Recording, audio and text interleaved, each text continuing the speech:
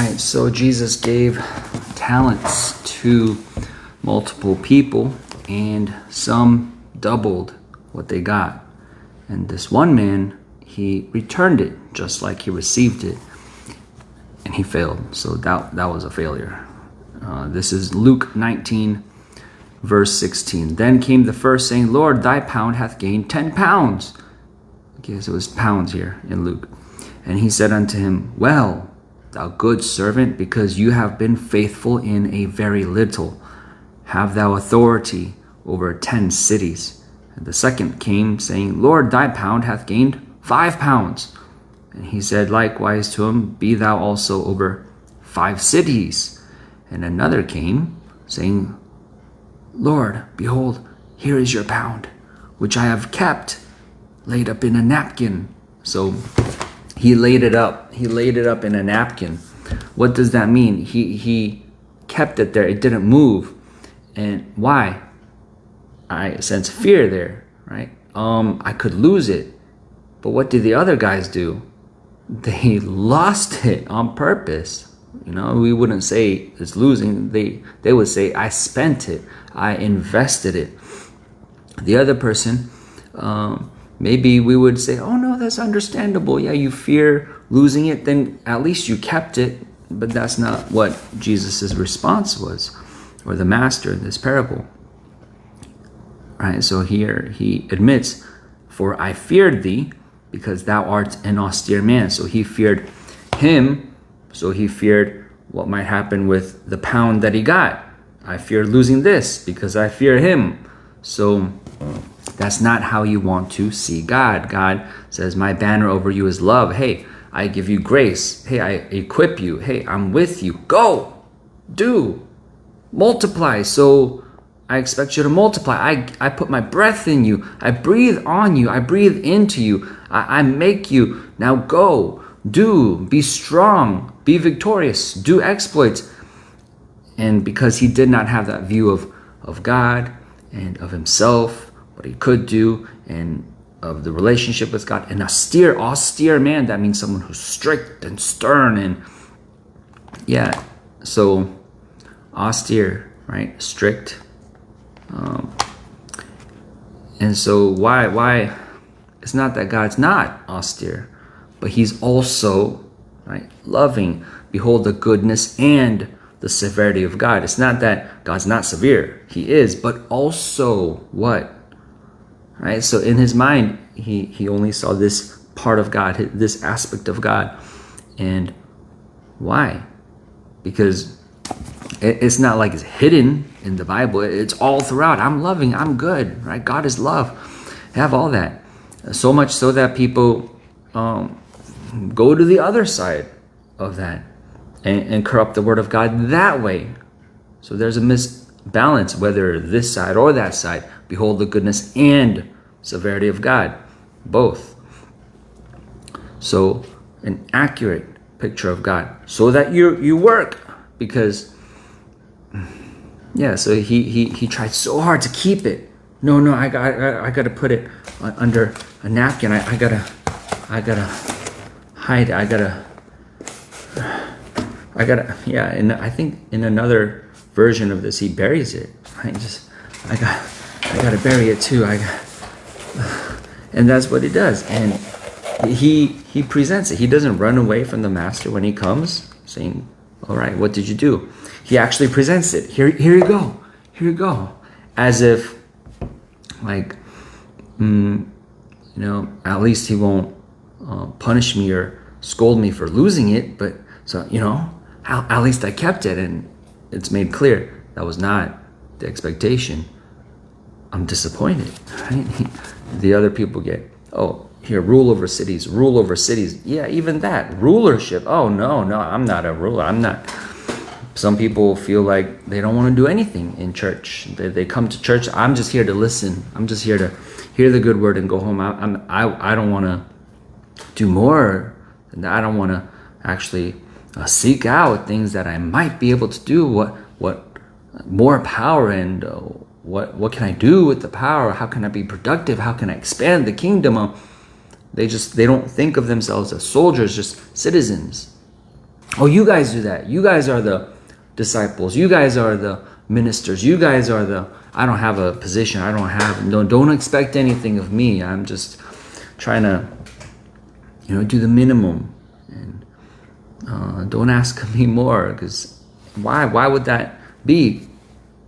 We're worldly. We have the world in our minds, in our lives, in our hearts. As soon as we're done, okay, we're done. All right, they want to go off to something else that they have in their life that they love, and that's why we cut that off. It ruins our appetite.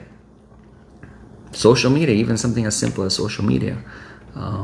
We have testimony of a sister who cut that off, and then realized, oh, I'm loving people more. I'm seeking more real connections because this has been cut off. Yeah, something replaces it. We don't know that without doing that, it's replacing something else that God wants to put in there. So we're very mindful of how we're utilizing and using the things of the world. Even, that's a verse. It says, using it, not abusing it. God made all things for us to enjoy. Yeah, there's that verse. But do you know how to? We get it wrong. Without the right level of, the right depth of love for God and obedience. When he says, oh yeah, watch out, make sure your eye is single.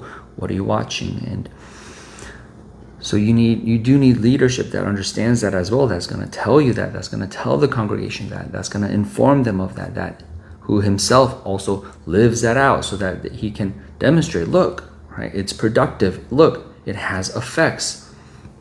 And so as we agree and obey, we're going to see the same effects. Oh, increase. And I do want to read more of the word today. Because you took something else out. And so we get to go deeper, dig deeper, get more. Right? I feared you because you are an austere man. You take up that you laid not down, and reap that you did not sow. He's charging God. He's charging God. What about you, though? What about you? Right? Oh, yeah. Oh, you see God like that.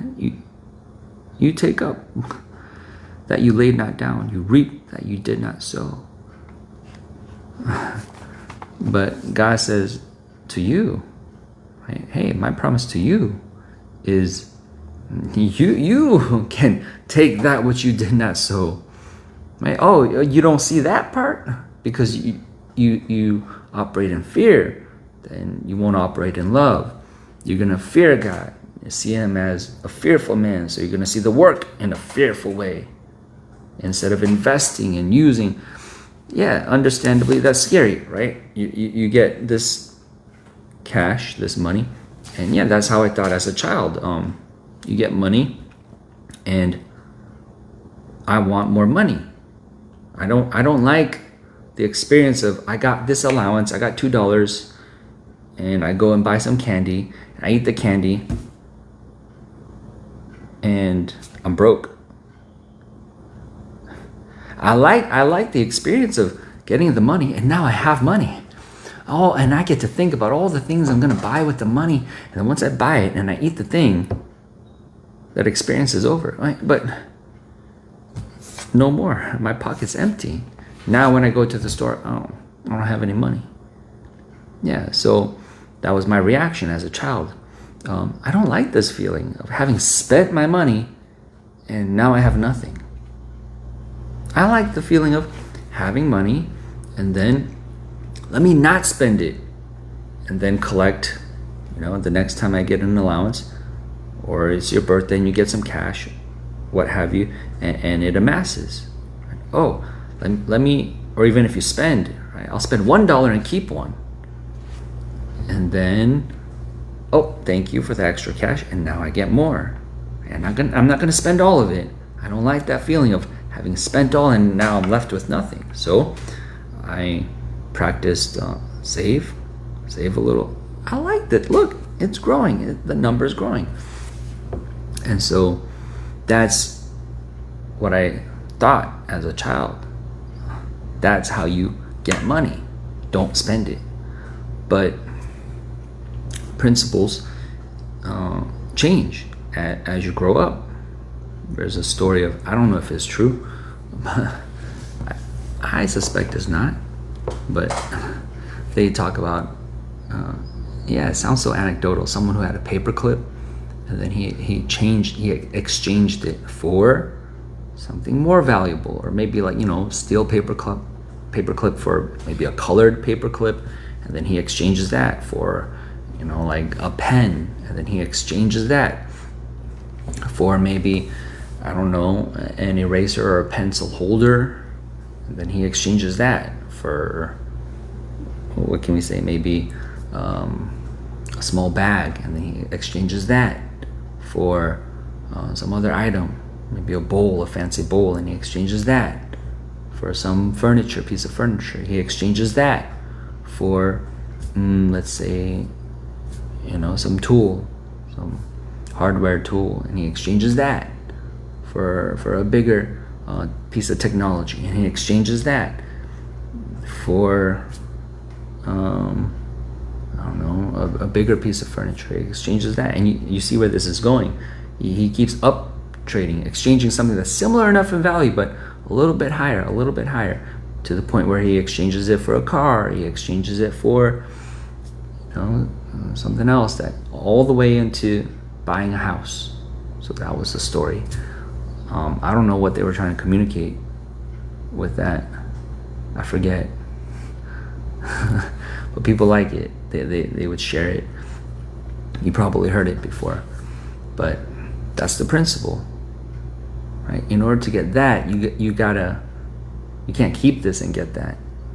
But as a child, that was my mind. No, hold on to it, and just while you hold on to it, with your other hand, grabs for some more and add to this. There's no idea of spending. But in the kingdom, with our life, and with what God gives us, He gives it to us, not for us to stash it in a vault and lock it away in a chest with the lock and a key, and just in some other principles, in some other ways, that's true, where we're supposed to be mindful of not losing it. But in many senses, God wants us to empty out. The image is kind of like a conduit, like a faucet, like He pours in and then let it go out. He wants to flow through you. And yet, if we're fearful and we don't understand that God commanded us to have dominion and multiply and replenish, and that would be the pattern, just like the trees, that they disseminate the seed and they make more of themselves and they become a forest.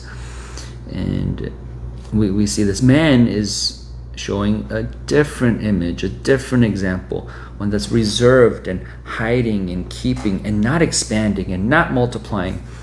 Why? Because fear, because it's scary, because you have in your hand and you have to lose it.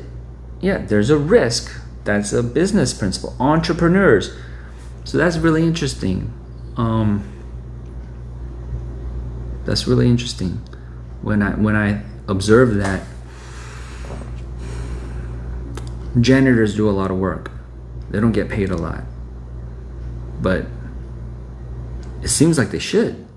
I mean, they do physical work. They're exhausted at the end of the day, right? A lot of the hard jobs, they're low-paying jobs, labor, and then the white-collar jobs, they might not work as hard, or even that might be kind of really stressful, still working on the computers. You could still feel really tired at the end of the day, being in the office and with the other kinds of pressures.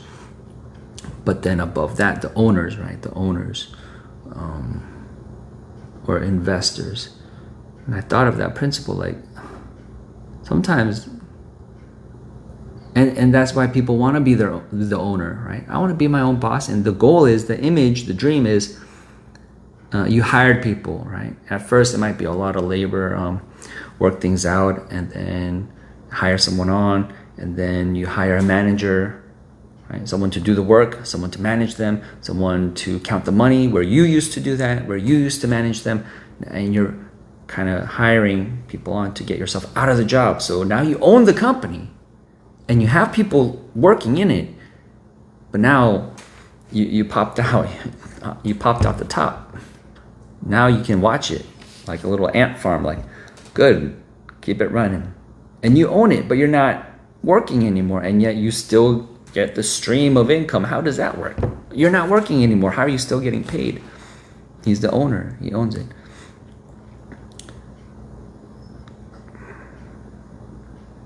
And even if that wasn't the journey, high-paying roles, usually at the top, they get paid a lot, right? Let's say it's an existing company and someone comes in, gets hired in as the CEO. And what do you see them do? Sometimes, they walk here, they have meetings, they have more meetings, and they might observe. Sometimes they don't need to. And I overheard something that was very interesting, because about maybe 15 years ago, 10 years ago, where I worked, we would notice the CEOs, they would switch out. And I was a little interested, surprised, confused. Why is that happening? I expected CEOs to stay for a long time, but one might be in place for a year or 2 years and then be switched out. Because it was kind of a business, I guess you could say, where there's a lot of risk, where things can go wrong. And the media could be involved because the community is affected by it. And so they would come and say, oh, what happened? Who's at fault? And one of the roles of the CEO is to be the guy where the buck stops here. And so you take the fault, you take the fall for it. So I overheard some of that. People were talking, saying, that's part of the position. That's part of your expectation, that's what you're going to do. You're in this position, you're in this seat, so that when something goes wrong, we have someone to look to. We have someone who holds accountability. And so, they might, something bad might happen, and he might say, we're sorry, and he might try to address it. Maybe it doesn't satisfy the press or the public community. Then it would satisfy them if you fire the guy. But on the way out, they slip him an envelope, right? Thanks. Maybe they might call it a severance package, a parachute, something. So on the way out, it's like, you did your job. That's what you were supposed to do, right? Take the fall, take the blame. Bye. We'll have someone else in here. But that's the role, that's part of the job that you're playing. You might think from the outside, oh, he failed. But he just goes to a different company, does the same thing, is in the same kind of role in chair, in the room, in the seat of doing that. Okay, I'm here. I can make some executive decisions, and I have a mind to collaborate and have these meetings. But also, if something goes wrong, then the buck stops here. I'll take the fall for it. So that was really interesting. That's interesting. Because I'm way down over here doing the labor, right? I get paid by the hour. I get paid for clean this part, right? Pick up that, right? Send this document, fill out these forms, right? Tasks. But it gets more abstract as you get higher. This idea, right? This role, play this role. Manage the risk. And investors, right? They invest in people who own a business. Even from the beginning, they could hire a lot of people and then be relatively hands-off. And you might think, as you're working hard, looking at the boss, hey, that's unfair. How do you get paid all that money? How do you take that big chunk of the salary or of the income, the revenue that the company is getting, and you give me this, And you take all that? Well, yeah. Yeah. And what's the justification? I'm taking the risk. I took out a huge loan to open this business, and I'm in the negative. Right? We are earning a lot of money, but I'm paying this loan off. And yeah, it's going to come out on top over time. Maybe over 10 years, I'll pay off this loan. And then I get to be enjoying more of, having paid it in full, and then having all that be mine. Right? But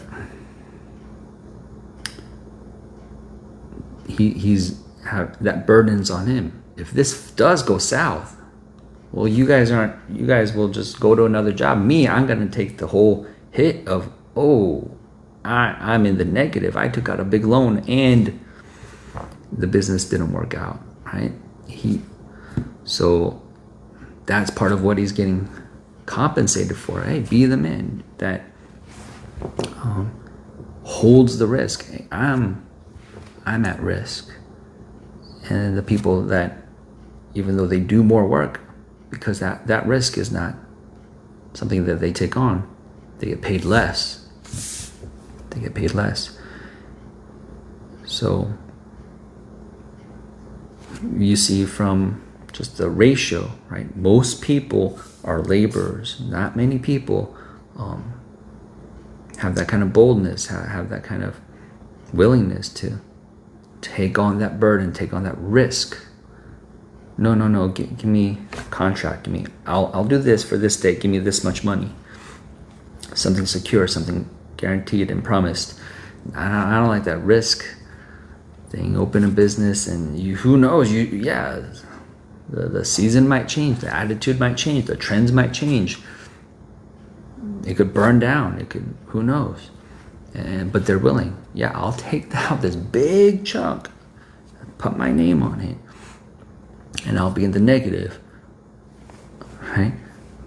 Yeah, and the money will come in, and it takes a long time to pay that off for a lot of how the businesses work, right? When they get that business loan. So because they're bearing that, and there's fewer people that are in that role at that height. We're afraid. But who had, the leaders, they have to have that kind of vision, that ambition, that the willingness to, it's a risk. There's some courage involved in that. And the Christian, right? The Christian, he's not saying, those that want leadership positions, this parable is for you guys. No, this is to all Christians he's talking to. And these are the different levels. 10 cities, 5 cities. You could have, made that £1 too and had 2 cities. Yeah, it's not an option to have one. But I didn't lose it. That was not an option. You can't just hold it. You can't just you got to use it. You can't just give the life back to God at the end. No, he wants to see a multiplication. What did you do with it? And again, we understand the fear. Why? Because what does it take to multiply? Take it out of your wallet and then put it somewhere. But then that means I don't have anything in my wallet. Yeah. But I got to be wise. Yeah. And I might have to be very diligent and pay someone or something, invest into some business, right? Call them up. Hey, how's it going? How's the inventory? How's it? Yeah, check it up, check on it, and train up people and create policy, create a training program, a lot of work, whatever, all these things that you have to do. Or sometimes it's not, it's not really double. You have 5, so in the other parables you double, but here it's more than that. With a £1, he makes 10. So let's say he doubles it. He gets £1, gets 2, he still has more work to do. Right? With the 2, he's got to make it 4, and then now 8, and then a little bit more. But even if we use the parable with the doubling, you're 10 pounds has made 10. Sometimes you used 10 or 9, a big chunk of the money, just to get a little bit. The return is usually not like 100%. It's usually not in one go or in a short amount of time that you're going to spend like $10 to get $10. It's usually more incremental than that. It's like 20% increase is a big deal. Like, whoa, that's big. That's good return. So, man, what does that look like then in the journey? You have 10 pounds and you spend it, you use it, you work it, and you got 2 extra. Now you're at 12. And he continues to do that. You use the 12 and now you got 14. Right? And use that 14. Right? And now you got 16. He's working his way up to now, right? The initial 10 talents you gave me has produced 10 more. And so the master's not impressed with this guy who just uncovers the napkin, says, it was here all along.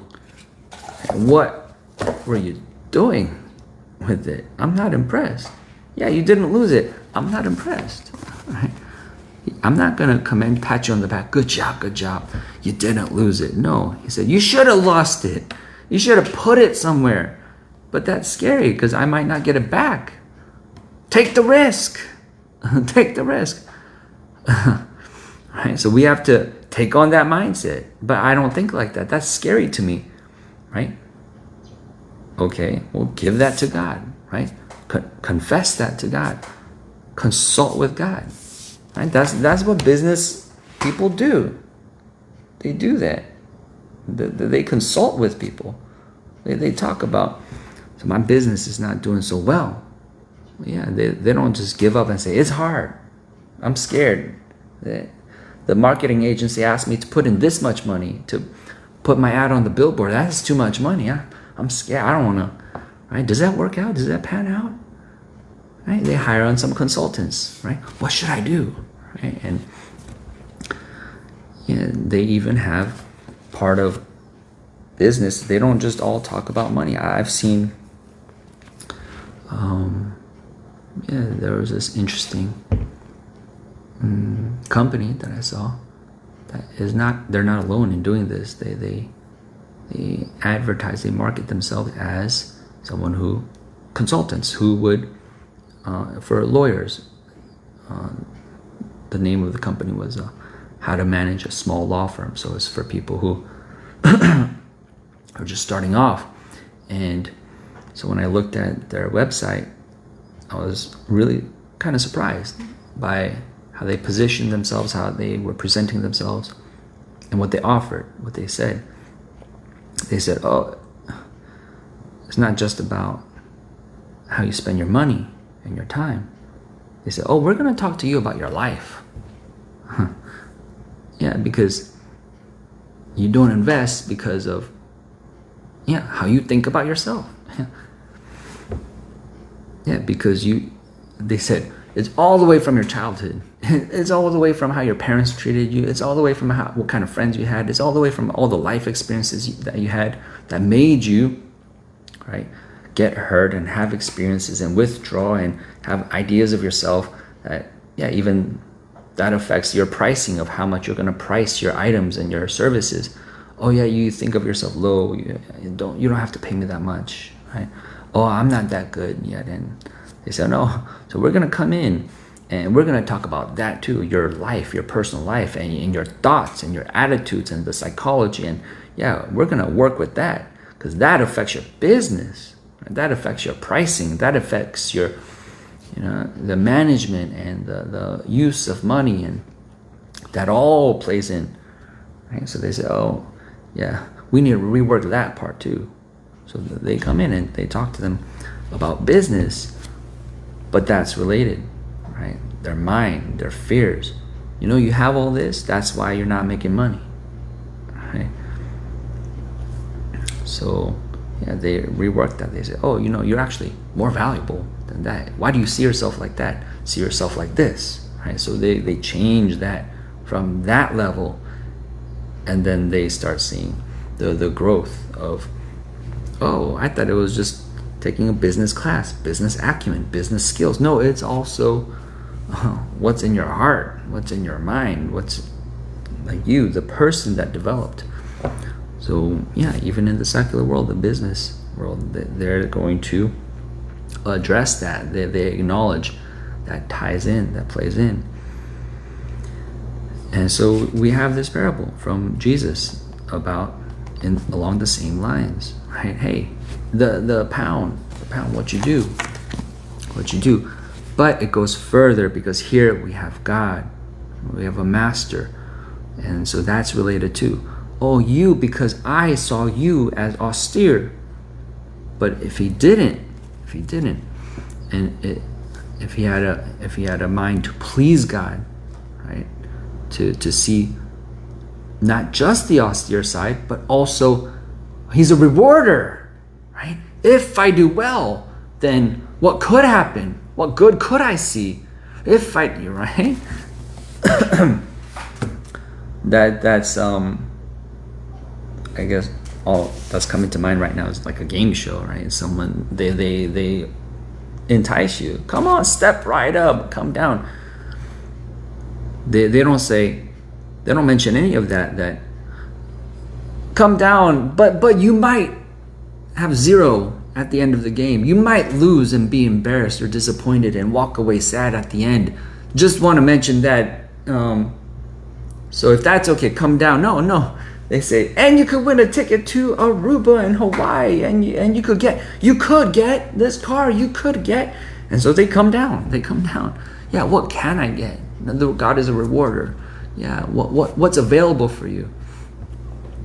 If that's not on your mind, if you don't believe it, if you don't think that, then yeah, that's why he's going to tell you all that. He's going to tell you goodness and severity of God, both. Hey, but you better come down. And if you do, though, right, it's good. And so you see that, yeah, people also feel like they have the luxury, the comfort of declining. Oh, no thanks. Right? Moses said, awesome. God, you're great.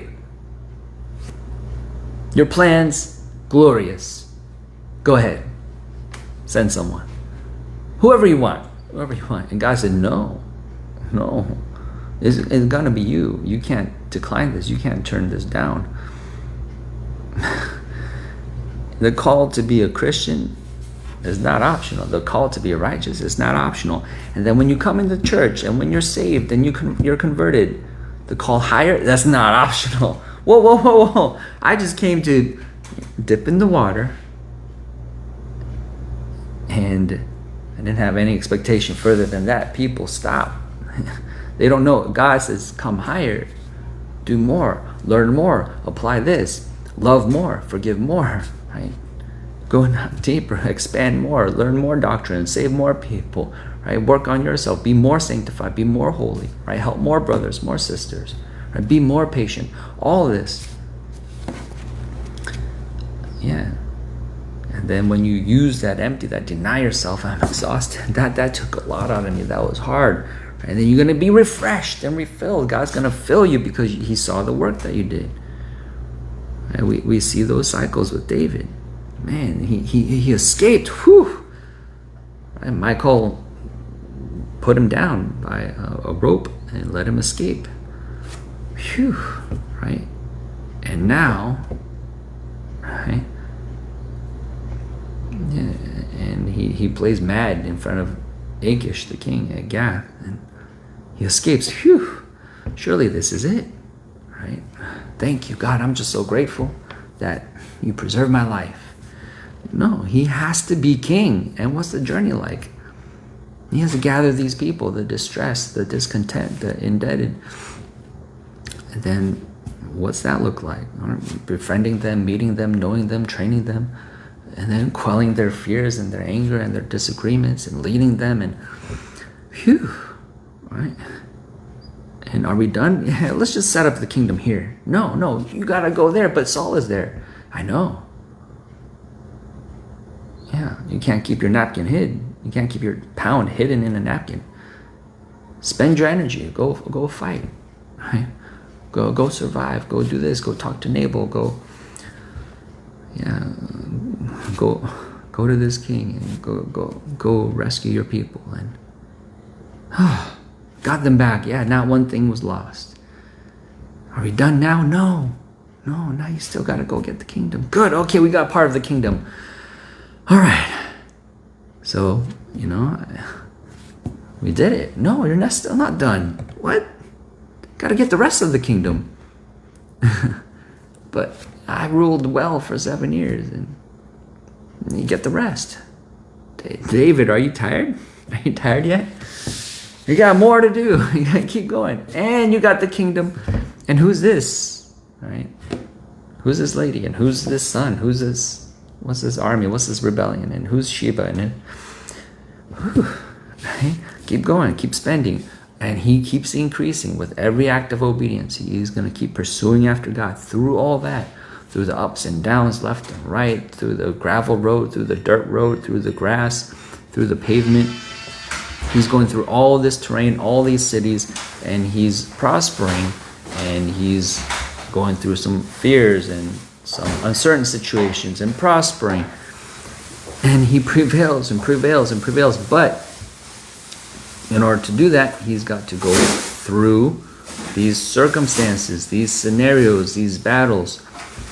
So that's very different, right, than this image of this guy with a napkin and ta-da, I still got it. No, where's the multiplication? Where's the 1 becoming 2, becoming 4? All right, one guy said 5. That's good. It's not the 10. Good, though. You multiplied. It's not still 1. So it can't remain 1. And why? This is why you don't have to be afraid. You can be bold. You can be hopeful. God is in full control. And look at this. Luke 23, verse 37. And saying, if you be the king of the Jews, save yourself. And a superscription also was written over him in letters of Greek and Latin and Hebrew. This is the King of the Jews. Why did Pilate write that? That's in all caps. Right? This is the King of the Jews. This is the King of the Jews. They were mocking him. The soldiers were mocking him. Even Pilate, I suppose that he wrote that in a form of mockery. Like, oh yeah, the King of the Jews. Behold, your king. And they asked him even to rewrite it. No, don't write that. Say, he said he is the king. And he said, what I wrote. Right? God, we made that happen. We understand God made that happen. So you're in this position, you're being mocked, you're crucified, and yet God's going to control the letters that are written over your head. Glorious, right? God's controlling the hearts of the kings, and God's making them say things, right, that just fulfills the mission that you're on. Jesus didn't tell Pilate, write this on top of me. No, he didn't have to say any of that. He didn't have to influence him, manipulate him. He had to stay steadfast in faith, right? In his identity, in his calling, in what God's will was for his life. And God says, I'll arrange everything around you, even all these words that are written in all caps, right? In Greek, Latin, and Hebrew. This is the King of the Jews. So as we do the will of God, yeah, that's why we don't have to fear. He's doing this, he's doing that, he's going before us. He's doing it.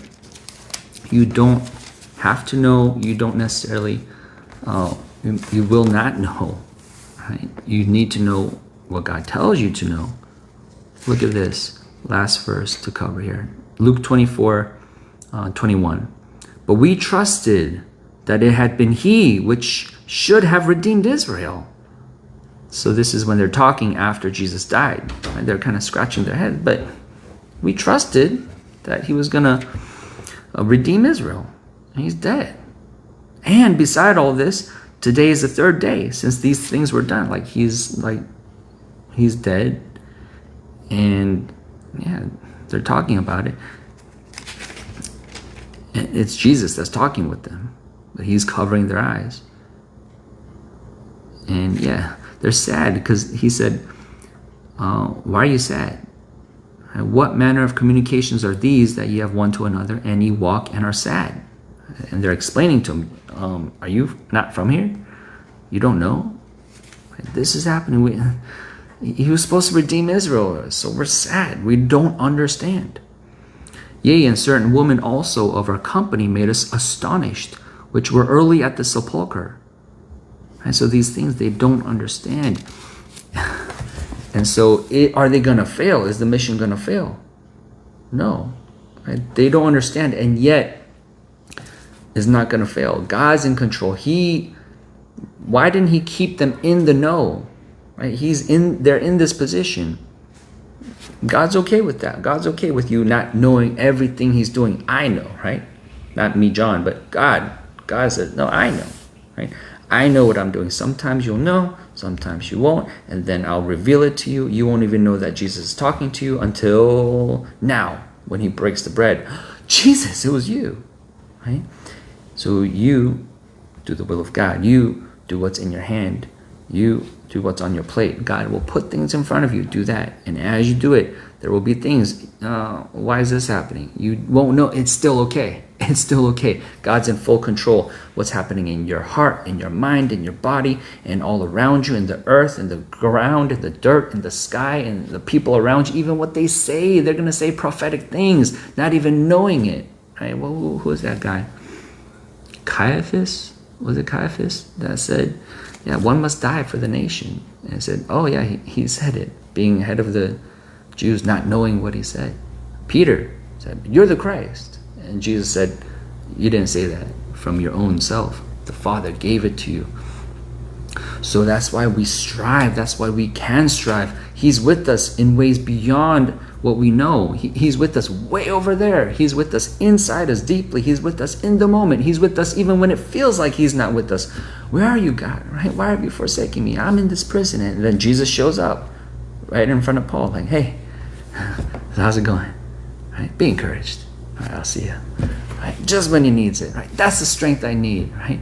He knows he's there and he sees you. Right? And sometimes he'll show up in the nick of time. Right? Oh, where is he? Where is he? If Saul waited, believed on God. God's good. God's good. So eighth day, I don't know, but I trust in God. Like, it looks like we're gonna die. It looks like we're gonna fail based on the numbers and based on what I see. But God, let's see. Yeah, it's okay to be fearful if you still trust in God. Yeah, even God told them one time, yeah, fight as if you're afraid, but we are afraid. He said, don't worry. Let's say you're acting like you're afraid, and gave them the victory. Yeah, as long as you obey, as long as you strive. Okay, so I will obey, though I could die. God, are you coming? I could die. Esther said, yeah, she said, if I perish, I perish. I could die. But she submitted to God.